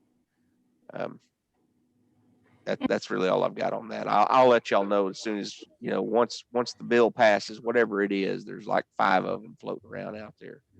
Once that passes, I'll send notice of that out and say, okay, this is what the law is going to be, probably effective September 1st this year. Now, I understand with that, Madam Chair and Attorney Spinks, that next was it 22, there's supposed to be a new building, and I think the Bush building or something like that, supposed to be dedicated. So that may help matters when we move, because you do have your own independent conference rooms, I understand it, and that kind of thing. Yeah. And I want to hurry up because I may forget how the chair looks and or Sarah or Tim Spear who's on this call. I may forget how they look, so I just want to remember before my time is up. So that may hopefully expedite things. I don't know, but okay. So so is that correct, Attorney Spear? That about the timeline 22? I don't have a date, a month, but is that correct? Yes. Yeah. Next year we should be moving into the Bush building. Should be finished, and we do have a dedicated conference room. It's not big, but it's there is room, and it will be set up audio visual where it's easier to tie into this type of a system. You know, we can broadcast from it much easier.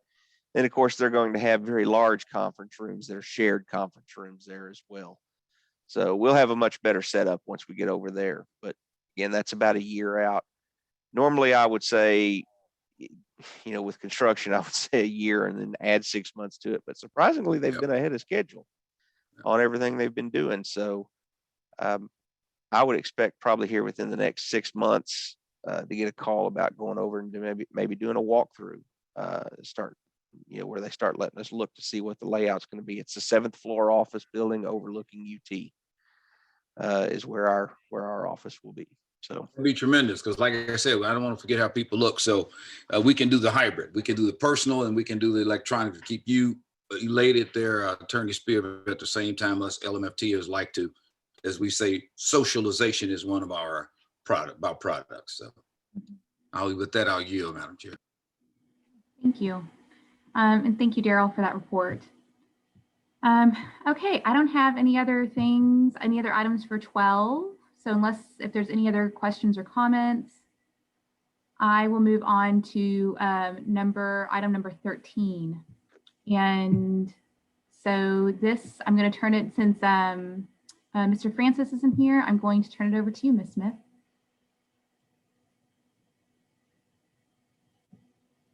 You are muted. I probably ought to stay muted because I don't have anything really to report.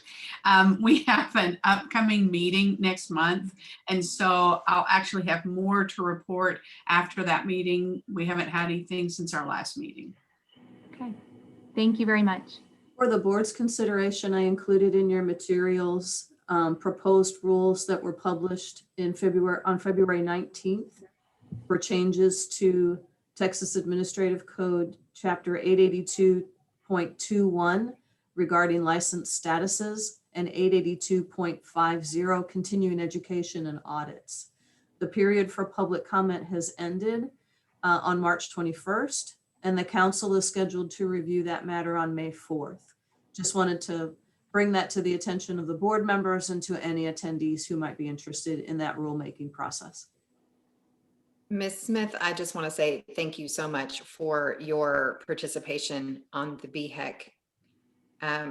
I know it's a lot of extra work, but as a member of this board, I know that all that we do is intricately associated with all that BHEC does. And so in lieu of listening into every one of those meetings, I appreciate you bringing back our report so that we can stay up to date. And then also, Ms. Fassholt, this was fabulous. Thank you for providing this to us so that we as member board participants can be up to date with what's happening through BHEC. So I think it's great that we have this permanent agenda item to stay up to date with the happenings at BHEC as well. Thank you. Okay, then are there any other questions or comments? Okay, then I'm going to move on to item number 14, report from the board administrator. So I think most of what I would report has already been discussed when we discussed the status of licensing applications and those timeframes and that kind of thing. But I did neglect to report during the conversation about the jurisprudence exam that new rules went into effect on February 9th, and they were in the new rule questions were incorporated into the jurisprudence exam on March 19th. One of the sections was 801.204. The question is, upon request, an applicant who is a military service member, military veteran, or military spouse and holds a license issued by another U.S. jurisdiction must provide proof that the licensing requirements of that jurisdiction are substantially equivalent to Texas licensing requirements. The answer is true. And also another section, 801.206, licensing of persons with criminal convictions, and 801.305, schedule of sanctions. In the past, we've not included those in the jurisprudence exam because they don't necessarily impact a large portion of our licensees. So I did not on my own include a question for those sections. I will refer it to the Professional Development Committee if they'd like to review that, those sections, and if they'd like a question added. With that, I have nothing more to report unless there's some questions I can answer for the board.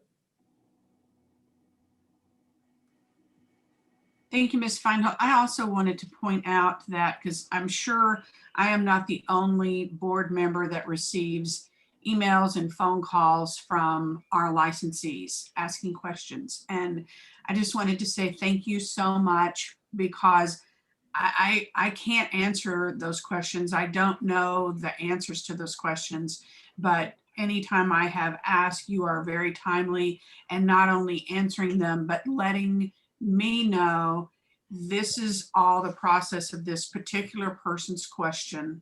And so it reassures me that it is flowing through exactly like it's supposed to be. And it helps manage my anxiety, because I cannot answer public's questions because I don't know the answers to those. So I just wanted that to be actually on record, that when people write to me, I don't know these answers. And so I really appreciate your diligence in always answering in a timely manner. So thank you very much for all the hard work that you do on that. I appreciate that. And as a public service announcement to those who are attending and any of those that they might want to pass the word on to, the absolute best way to contact staff is through email. I highly recommend licensing@bhec.texas.gov. Staff is equipped to move those questions in a routine manner. Most of the questions are routine questions, and they can answer them more quickly than if they have to get escalated to me, as I'm just one person and I become the bottleneck. So again, best way to contact staff is by email at licensing@bhec.texas.gov. Thank you.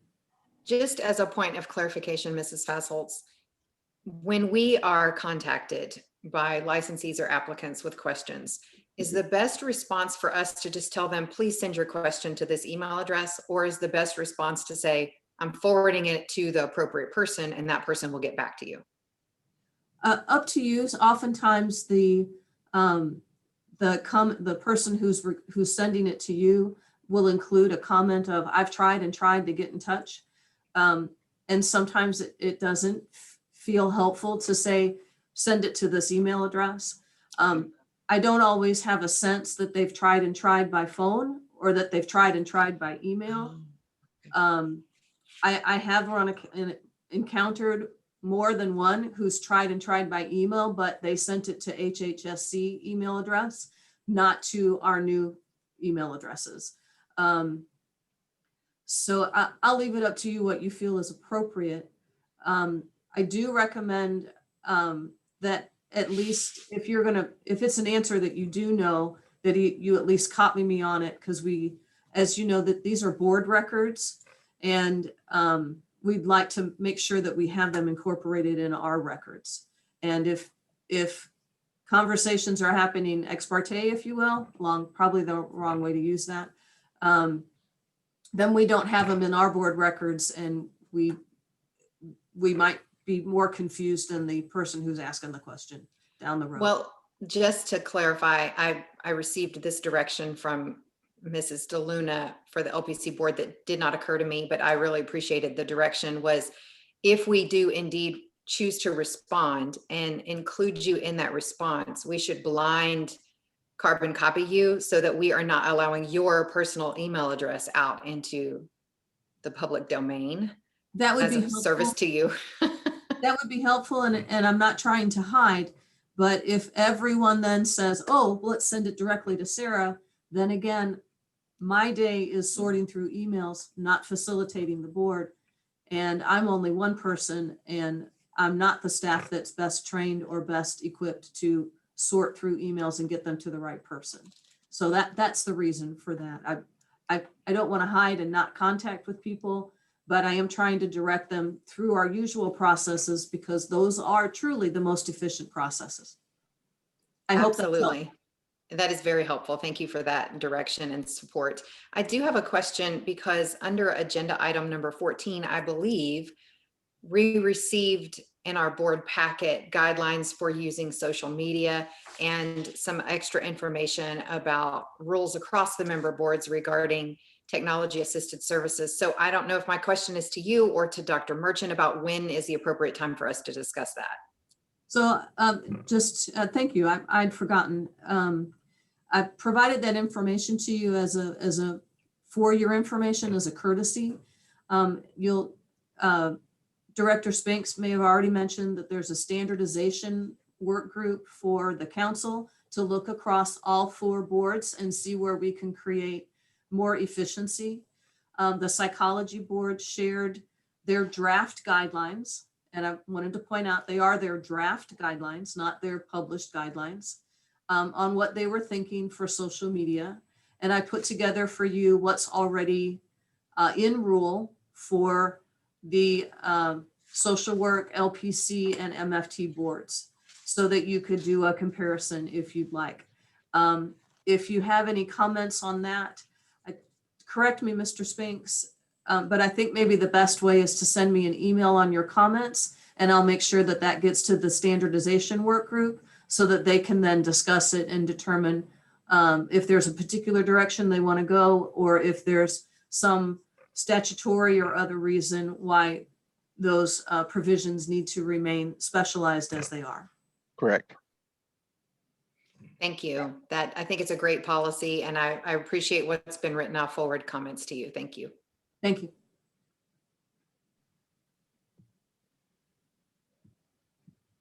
Okay.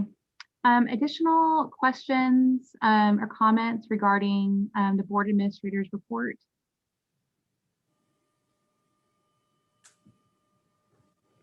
I actually do really quickly. I have a question about the psychology boards.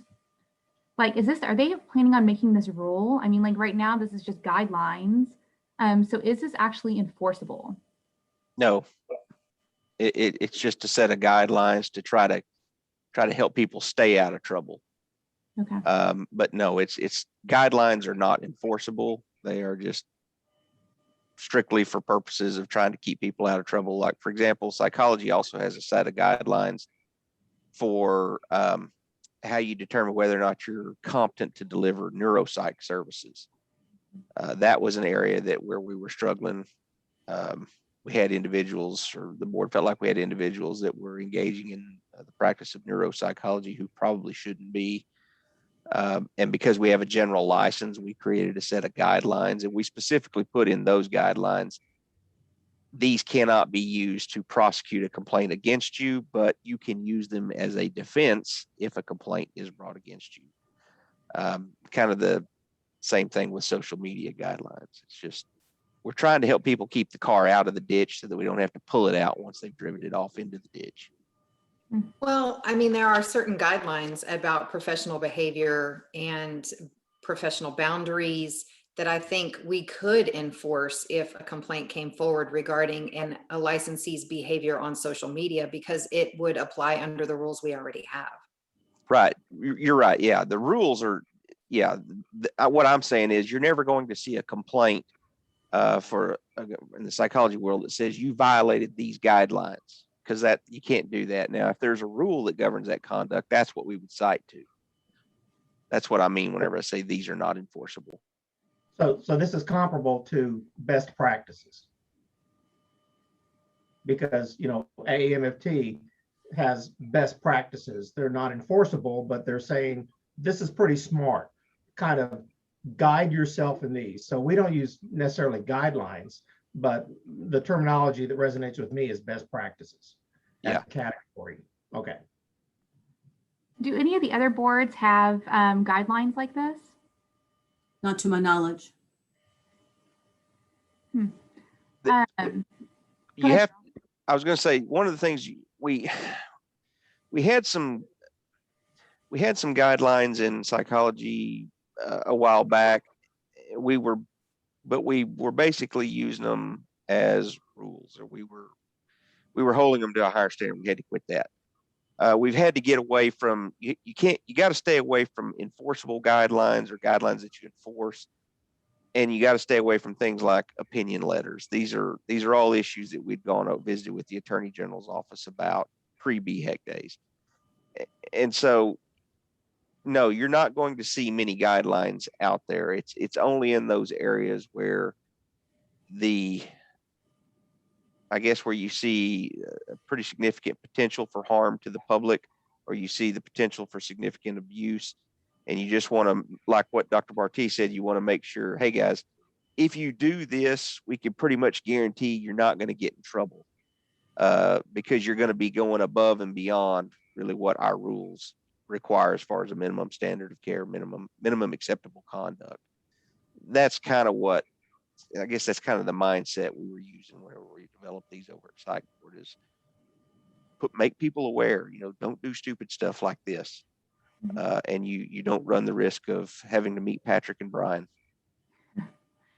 Director Spinks, are you advocating or thinking about as the executive director of the council, and in light of standardization across the boards, are you thinking that incorporation of certain guidelines for certain areas should be considered by all the different boards?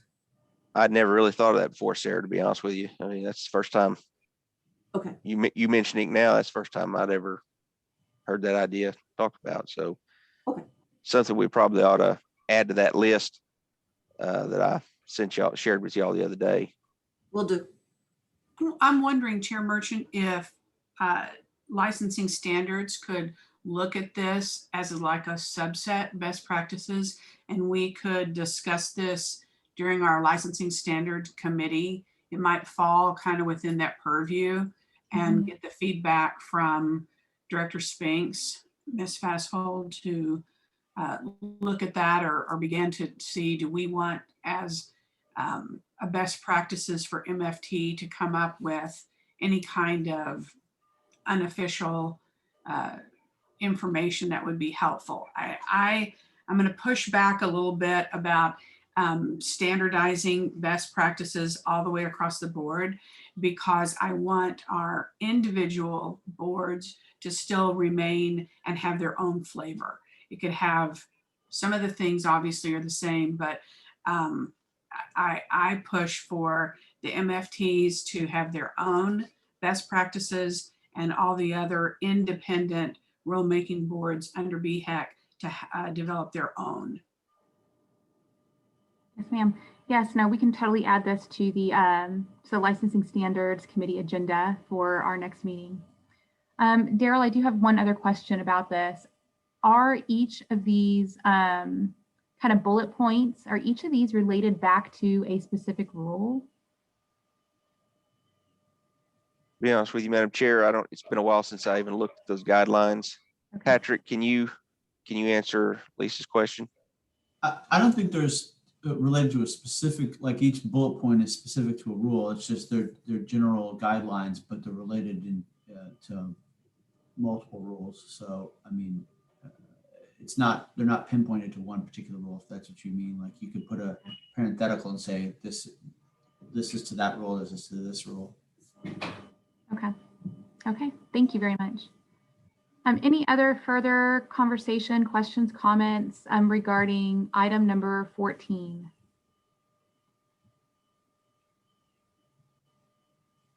Okay, then we will move on to item number 15, discussion and possible action regarding future priorities and activities of the board. I do not have any comment here. Do any of our board members have comment?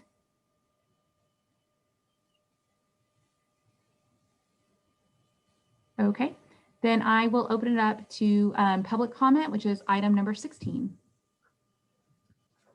For those of you who wish to provide public comment, if you have joined by computer, please use the raise hand feature to indicate you would like to provide a public comment. Those who raise a hand will then be unmuted to give their public comment. After all of those who have raised a hand have been given an opportunity to provide their comment, I will call upon and unmute those who have joined by telephone. When providing your public comment, please identify yourself and whether you are speaking individually or on behalf of an organization. All public comments will be limited to 3 minutes unless otherwise directed by the presiding officer.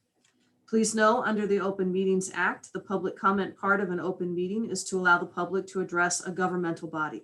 It is not intended for a discussion or a question and answer session with the board. If a commenter brings up an issue that a board member believes should be addressed, the board member may request that the issue be added to a future meeting agenda. The board member may make this request during or after the meeting by emailing the request to the board administrator. An issue must be scheduled to a future agenda item because a government body can only take action on items that are listed on the agenda. If a commenter has a question or concern regarding a pending application or a complaint, please send an email to licensing@bhec.texas.gov or enforcement@bhec.texas.gov. The board thanks you for your attendance today and for your willingness to provide public comment.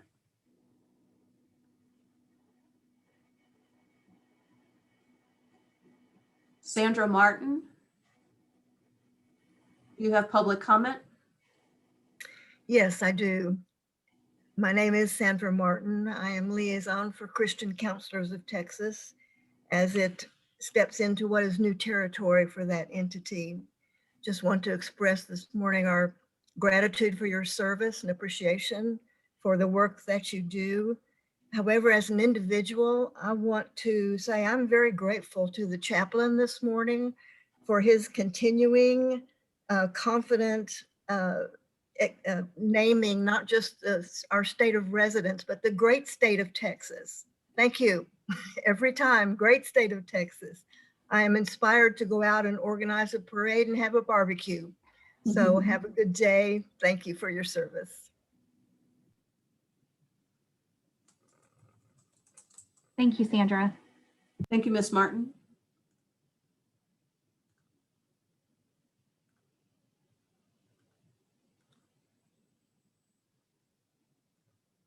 Dr. Martin, you have public comment?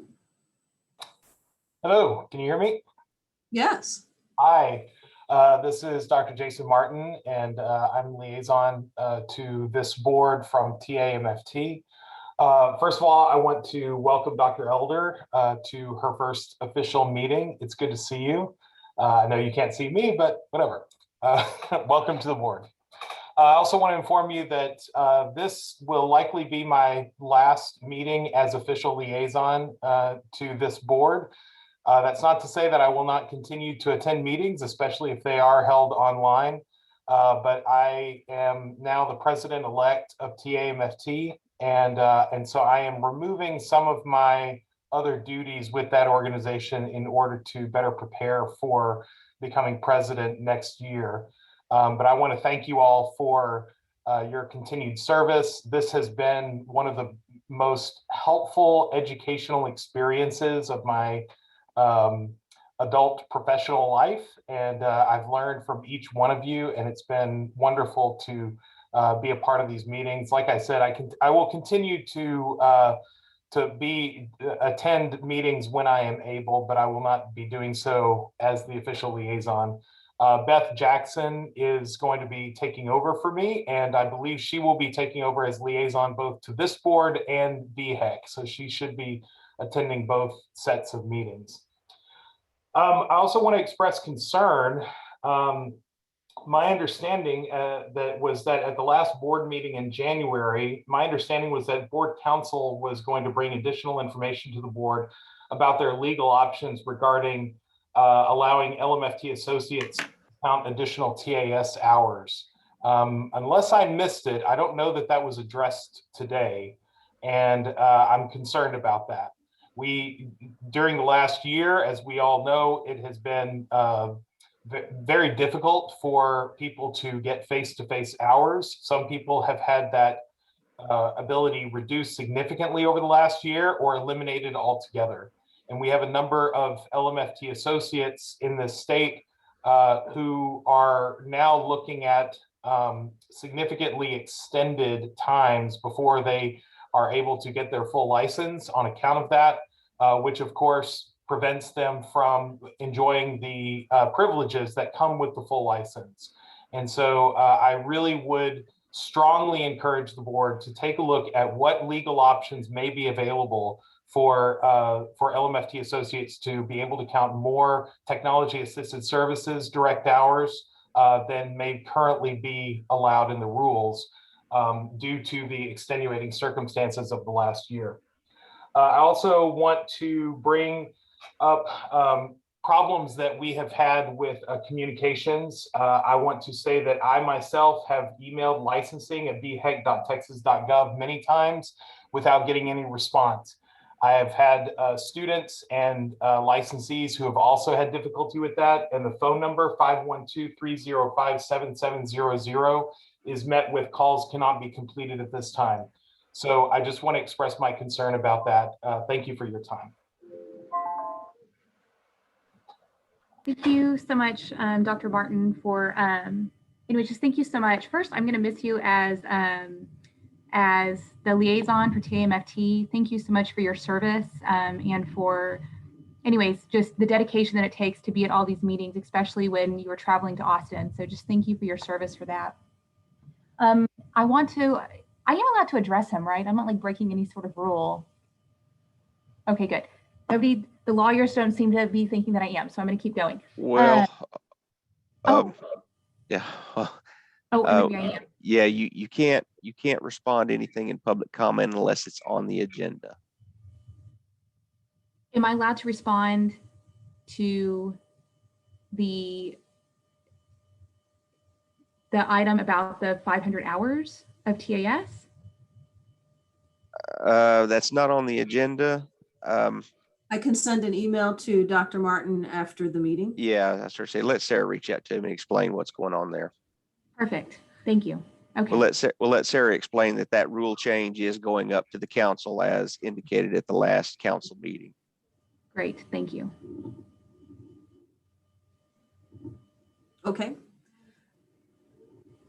Let's see.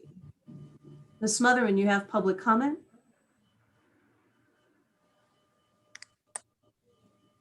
Good morning. Can you hear me? Yes. Okay. Good morning, everybody. It is good to see all of you here. Thank you all for your service. Welcome, Dr. Elder. We are so excited to have you on the board. And Dr. Martin, thank you for your service as a liaison for so long. And congratulations on your new position over at TMFT. That is going to be a wonderful place to see you serve. So I am thankful today for your attention to the status reports on complaints and applications. And I agree that it's imperative to report the numbers in a manner that accurately reflects the board's progress, both for the public and for government officials. Many of these will not have the time or the expertise to hear the explanation or the backstory. Daryl, thank you for taking this back to Tim and Jenny to be able to show MFT specific numbers. That really does matter. These numbers tell a story of our efficiency and they are important. I'm also grateful for the addition of the Outreach Committee. This board has a long history of engaging the public, and making that formal and official is a great addition to our board. Sarah, as always, thank you for your work on aligning the jurisprudence questions with the updated rules. That's a tedious task on top of everything else that you're doing. And it's very important in that learning experience for our licensees. And I do appreciate the board's efforts to enhance clarity for the public and stakeholders. And I continue to receive questions on licensing processes, on applications, on jurisprudence exam. And so clarity on the front end by the board helps to minimize the burden on the staff later. And I appreciate keeping guidelines specific to each board. And I caution the board to use the word guideline instead of best practice, as the board is charged to set minimum standards to protect the public and not best practices.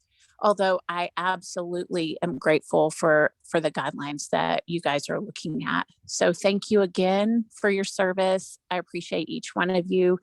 And it's good to see you here on Zoom.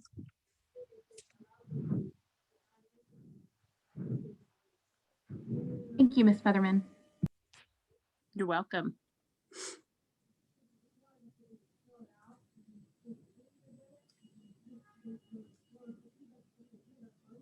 Caller, do you have public comment?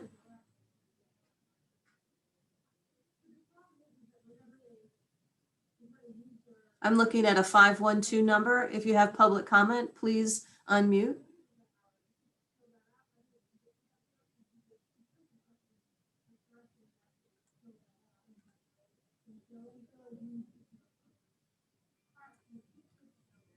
Hearing none, and I find no other raised hands or phone numbers, so I believe that ends public comment.